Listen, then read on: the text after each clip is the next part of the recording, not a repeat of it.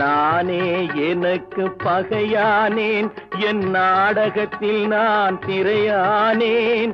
தேனே உனக்கு புரியாது, அந்த தெய்வம் வராமல் விளங்காது.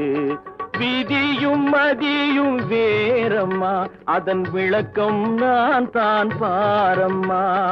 விதியும் மதியும் வேறம்மா, அதன் விளக்கம் நான் தான் பாரம்மா.